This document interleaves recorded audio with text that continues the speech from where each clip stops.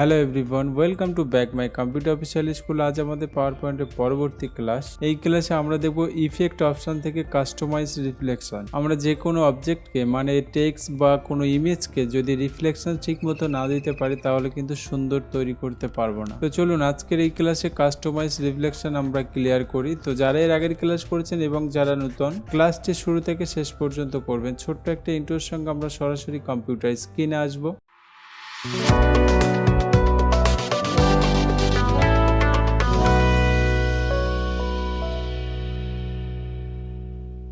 আমরা ইতিমধ্যে কম্পিউটার স্ক্রিনে চলে এসেছি। আমি তার সঙ্গে পাওয়ার পয়েন্টটাও খুলে নিলাম। আপনারা অবশ্য পাওয়ার পয়েন্ট সফটওয়্যারটা খুলে নেবেন। তো সবার আগে রিফ্লেকশন আমরা অ্যাপ্লাই করব যে সমস্ত অবজেক্টগুলিকে নিয়ে, যেমন টেক্সট বা ইমেজ। তো এদের মধ্যে আমি পিকচার নিয়ে নেব। আমরা ইনসার্টে যাব, পিকচারে যাব অ্যান্ড এখান থেকে আমাদের ইচ্ছে মতো পিকচার আমরা ইনসার্ট করে নিলাম। আপনারা দেখতে পাচ্ছেন আমাদের পিকচার কিন্তু চলে এসেছে অ্যান্ড এই পিকচারটাকে আমরা কিন্তু রিফ্লেকশন অ্যাপ্লাই করব। ওকে, তো সবার আগে যাকে আপনি রিফ্লেকশন অ্যাপ্লাই করবেন তাকে সিলেক্ট করে আমরা হোমে চলে যাব। হোমে থেকে আমরা সেভ ইফেক্টে ক্লিক করব এন্ড ক্লিক করার পরে কিন্তু আপনি দেখতে পাবেন রিফ্লেকশন এন্ড রিফ্লেকশনে আসার পরে আমরা কিন্তু এই রিফ্লেকশন অপশনে ক্লিক করব। ক্লিক করার সঙ্গে সঙ্গে আপনারা দেখতেই পাবেন ডান সাইডে কিন্তু আমাদের রিফ্লেকশনের অপশন খুলে গেছে এন্ড আজকের এই ক্লাসে আমরা আমাদের রিফ্লেকশন গুলিকে ইচ্ছে মতো ব্যবহার করব। যেমন আপনি প্রথম অপশনে দেখতে পাচ্ছেন প্রিসেট। এই প্রিসেট অপশনে কিছু রিফ্লেকশন দেওয়া থাকে যে রিফ্লেকশন গুলো আমাদের তৈরি করতে হয় না, আগে থেকে তৈরি হয়ে আছে এন্ড আমরা এখান থেকে কিন্তু একটা রিফ্লেকশন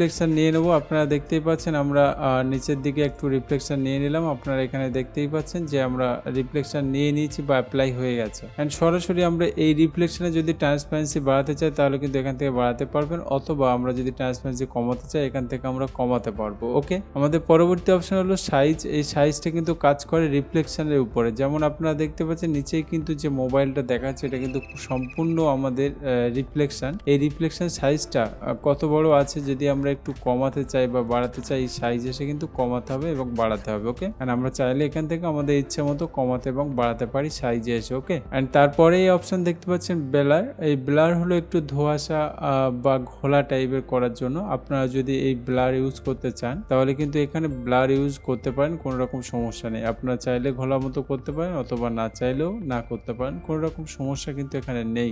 ওকে, এন্ড পরবর্তী অপশন হলো ডিস্টেন্স। এই ডিস্টেন্স কি কাজ করে দেখুন, আমাদের মোবাইল থেকে যে রিফ্লেকশনটা এসছে এই রিফ্লেকশনের দূরত্ব কিন্তু একদম কাছাকাছি। যদি আপনি একটু দূরত্ব করতে চান তাহলে কিন্তু আমাদের ডিস্টেন্সে আসতে হবে এন্ড ডিস্টেন্স অপশনে আসার পর আমরা ভলিউমটাকে দেখুন যত কম বেশি করব এখানে তত দেখুন আমাদের ডিস্টেন্সটা কিন্তু আস্তে আস্তে বেড়ে যাচ্ছে। ওকে, আপনারা চাইলে কিন্তু এখান থেকে বাড়াতে পারেন এবং কমাতেও পারেন। তো আমি আশা করব কাস্টমাইজ রিফ্লেকশন আপনাদের সবারই ক্লিয়ার হয়ে গেছে। আপনারা অবশ্য প্র্যাকটিস করবেন এবং যদি এই ক্লাসে কোনো রকম সমস্যা বা প্রবলেম এসে থাকে আমাকে অবশ্য কমেন্ট করবেন। আপনার মূল্যবান সময় দেওয়ার জন্য ধন্যবাদ এবং আমাদের পরবর্তী ক্লাস নিয়ে আসা পর্যন্ত আপনারা সবাই ভালো থাকবেন।